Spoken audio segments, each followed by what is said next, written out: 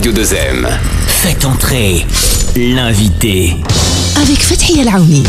Bonjour et bienvenue dans ce nouveau numéro de Faites entrer l'invité. La pandémie perdure et la situation pour de nombreux secteurs reste des plus difficiles. Durant ce mois sacré de Ramadan, certains craignent le pire, en particulier les cafés et les restaurants. Le gouvernement a tranché sur cette question. Le couvre-feu a été instauré de 20h à 6h du matin, donc ils ne pourront pas travailler.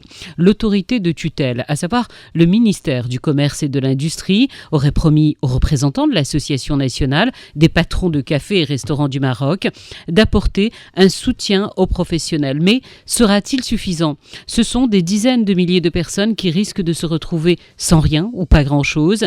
L'Association nationale des patrons de cafés et restaurants appelle le chef du gouvernement à révoquer l'instauration du couvre-feu national. Est-ce réalisable ? Durant ce week-end, une campagne de solidarité s'est mise en place avec des photos pour soutenir et aider les cafetiers du Royaume. Avec nous, Naïma Riss, elle est la vice-présidente de l'Association nationale des cafés et restaurants du Maroc. Bonjour Naïma. Bonjour madame. Merci d'être avec nous. Depuis l'annonce du couvre-feu, Naïma, les professionnels du secteur ne décolèrent pas. Toutefois, est-ce que vous comprenez cette décision ? Bonjour madame, je vous remercie pour l'importance que vous donnez à notre secteur. Au début on a compris parce que nous on est avec notre gouvernement côté sanitaire, on voudrait que la pandémie s'arrête et que tout le monde puisse reprendre son travail et sa vie normale. Cependant, on n'a pas compris pourquoi le couvre-feu a été instauré avec une formule qu'on n'avait pas bien compris. Si on met un couvre-feu pour 20 heures, ça nous donne l'occasion de travailler de 18 heures à 20 heures. Donc, c'était pour nous, ils ont fait ça juste pour qu'on ne puisse pas profiter de toutes les rémunérations ou de toutes choses qui puissent nous rembourser notre perte. Parce que là, ils vont se dire qu'on va travailler entre 18 heures et 20 heures. Moi, je dis que si pendant toute la journée, tout est ouvert et partout il y a de la population qui se colle les uns aux autres. Ils ont acquis une immunité de groupe pour moi.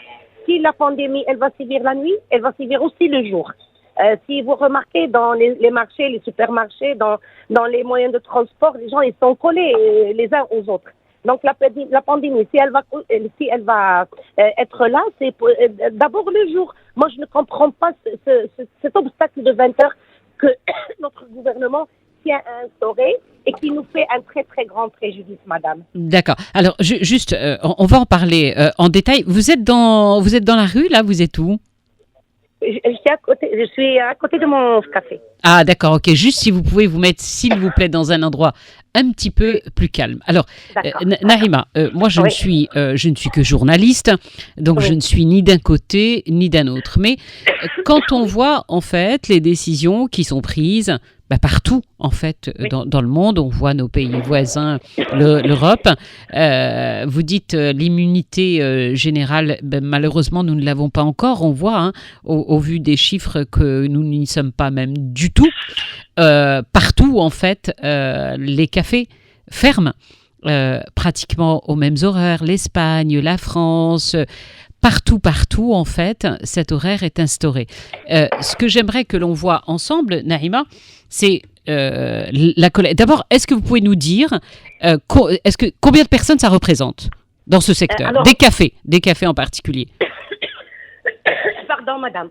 Alors, notre secteur, il y a 250 000 cafés à travers le royaume qui fait embaucher 1 500 000 personnes de façon directe. Et toutes ces personnes, ça ne concerne que les emplois qui sont dans le secteur formel. Voilà, il n'y a pas l'informel. Mm-hmm. Oui, moi je vous dis à propos du formel. Très bien. 1 500 000 personnes qui sont concernées. Oui. Allô ? Oui, je vous entends très bien. Juste aujourd'hui, qu'est-ce que vous demandez ? Je sais qu'il y a eu un communiqué avec un appel au chef du gouvernement, à M. Saad Eddine Al-Othmani. Qu'est-ce que vous lui demandez dans ce communiqué ? Alors, madame, avant d'en arriver là, je voudrais vous signaler que selon le Haut Commissariat au plan, il y a 30% des unités qui ont fermé leurs portes depuis le début de la pandémie. Et là, avec cette fermeture du mois de Ramadan, il y en aura d'autres. Oui. Alors, nous, on a attiré l'attention de monsieur Ousmani que nous, on sait qu'il peut pas soutenir tout le secteur. Il peut pas rémunérer tout le monde. On a demandé une petite prolongation du temps, comme à l'instar de notre voisine, la Tunisie. Parce que moi, je dis, si on doit comparer le Maroc, on le compare à quelqu'un du même niveau. Par exemple, la Tunisie, elle a instauré jusqu'à 23 heures. Après multiples... Durant le mois de Ramadan? Durant le mois de Ramadan. Parce que nous, on n'est ni la France ni l'Italie pour se comparer à elle, parce que eux, s'ils ont instauré le couvre-feu, ils ont fait des choses avec pour donner aux gens le minimum de quoi se nourrir. Alors que pour nous, on nous dit fermez les portes de vos unités et allez demander l'aumône. C'est pas tout à fait ça qui est dit. Là, c'est un raccourci. Ce qui est dit, c'est de voir la situation et la possibilité en fait d'une aide financière pour les patrons de café, qu'ils puissent quand même rémunérer leurs employés. C'est ce que l'on a compris. D'ailleurs, une intervention est attendue sur un bilan complet du chef du gouvernement cet après-midi même. Vous, ce que vous demandez, c'est même pas une aide financière. Ce que vous demandez, voilà, c'est que le couvre-feu soit repoussé. Mais ma question est la suivante. Si effectivement cette mesure est mise en place pour aider et les cafés et les restaurants sur l'ensemble du territoire national, vous comprendrez bien que c'est une mesure qui ne vous concernera, on ne peut pas faire deux poids deux mesures, qui ne vous concernera pas que vous, mais l'ensemble du pays, et à savoir laisser les gens sortir, laisser les gens se rassembler, pas seulement dehors, parce que vous prenez les mesures sanitaires imposées, c'est-à-dire et la distanciation. Mais là, madame, ce qui va se passer, si c'était le cas, ce serait tous les Marocains qui peuvent sortir, qui peuvent donc rassemblement familial, également dans les maisons, parce que voilà, si le couvre-feu est allongé, c'est ce qui va se passer. Ils ne vont pas venir que dans les cafés. Oui, madame, mais dites-vous que pendant la journée, il se passe ce que vous me citez là. Pendant la journée, ils se rassemblent, ils sont en famille. Je vous dis, madame, que pendant la pandémie... Mais vous savez que durant le ftour, c'est quand même, voilà, la tradition et notre culture est tout autre. Le ftour, c'est, voilà, et que là, qu'est-ce que l'on pourra faire? Vous voyez? Oui, là, je comprends, madame. Je comprends parfaitement, et la douleur et je n'imagine même pas à quel point que c'est pour toutes ces personnes, plus de pratiquement 2 millions peut-être avec le secteur informel, peut-être plus, qui vont se retrouver sur la paille. J'essaye juste d'essayer de comprendre quelle solution peut-être et de votre côté vous pourriez apporter. Madame, nous on part du fait que pendant ce couvre-feu de 8 heures, nous on a vu des exceptions par millions. Il y a des gens qui ont même fait des fêtes de mariage, des fêtes de baptême, des fêtes de circoncision, des rassemblements familiaux. Et ça n'a jamais arrêté. Mais qui était illégal. Naïma, il faut qu'on précise qui était illégal, vous avez raison, et qui se sont tenus. C'est vrai qu'il y a eu de nombreuses exceptions de gens qui n'ont pas respecté les mesures sanitaires. Vous, ce que vous souhaitez, si j'ai bien compris au sein de l'association, c'est respecter en fait tout ce qui a été mis en place par les autorités et d'essayer de trouver une solution pour sauver tous ces emplois. Oui, madame, parce que moi je dis que si notre gouvernement veut faire respecter l'ordre, il saura comment. Mais tout en gardant les emplois de ces gens qui n'ont pas de quoi se nourrir pendant ce mois sacré et le mois qui le suit. Mais comment on fait alors, Naïma? Comment on fait? Comment on peut faire? Madame Fatia, pour moi, je dis que si on peut faire respecter l'ordre, on peut faire respecter le nombre de personnes, c'est à l'État, parce que c'est l'État qui décide, c'est à lui de trouver la formule qui lui convient et qui convient à tous. Pour nous, maintenant, l'urgence, ce sont nos employés qui vont se trouver travail. Pour nous, c'est l'urgence. Alors, comment faire régner l'ordre? Comment ça, c'est le sort de notre gouvernement et qui sait le faire quand il veut. Pour nous, le primordial, c'est de ne pas laisser ces gens sans dessous pendant ce mois sacré de Ramadan. Vous avez dit, oui, depuis, il y a plus de 30% qui ont dû fermer. Oui, fermer. Et ça, ce sont des recensements, Madame Fathia. Oui, des chiffres officiels. Oui, officiels. Oui. Et la crainte aujourd'hui de fermeture totale pour ceux qui n'auront pas les reins assez solides et qui ne pourront pas payer leurs employés. Est-ce qu'il vous y a... savez, Madame Fathia, le plus grave pour nous, c'est quand le propriétaire ou le patron puisse dire à ses employés, je n'ai rien à vous donner.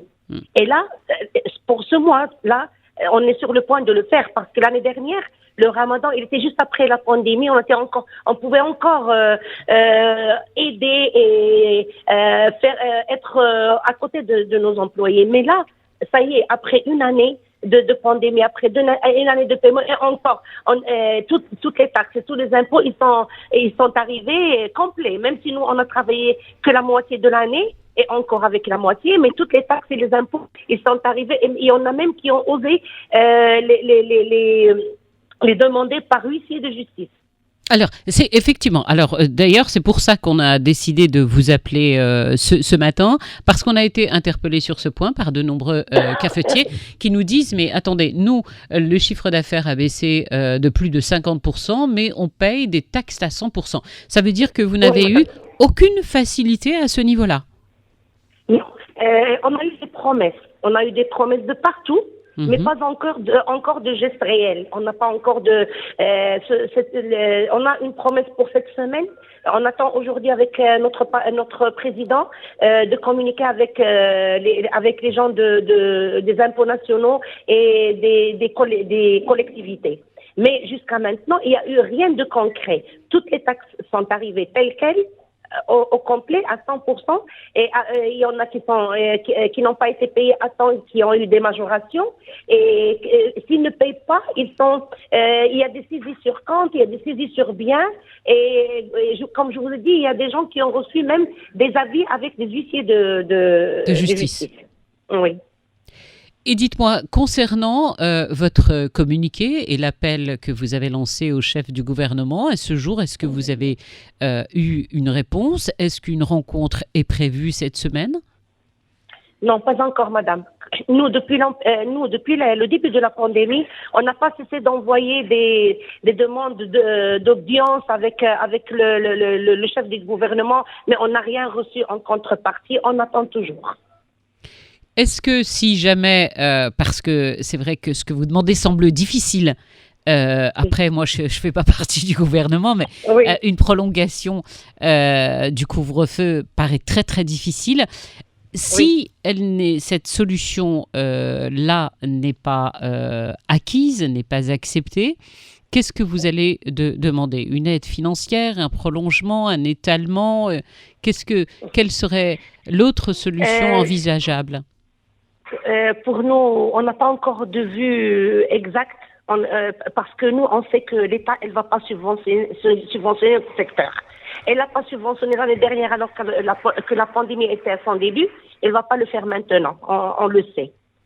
Pour les ouvriers, si jamais il y a une subvention, ça va être pour les gens qui sont déclarés à la CLSS et comme vous savez, il y en a beaucoup qui ne le sont pas. Alors pour nous, demander des aides financières, nous, en tant qu'investisseurs, on ne l'a jamais souhaité. Cependant, on va attendre le communiqué d'aujourd'hui pour décider au sein de notre association. Bien sûr, on va essayer de faire une réunion avec notre bureau et voir ce qu'on peut faire pour ne pas laisser nos ouvriers pendant ce mois sacré du Ramadan et après. Est-ce que vous avez vu cette belle campagne de solidarité en soutien justement avec vous et tous les propriétaires de café, ce qui s'est passé ce week-end? Est-ce que vous pouvez raconter à nos auditeurs ce qui s'est passé? Oui, il y a un journaliste à Rabat qui avait commencé. Lui, il prend chaque jour un café à 10 dirhams. Alors, il a fait le compte que pour 30 jours, c'était 300 dirhams.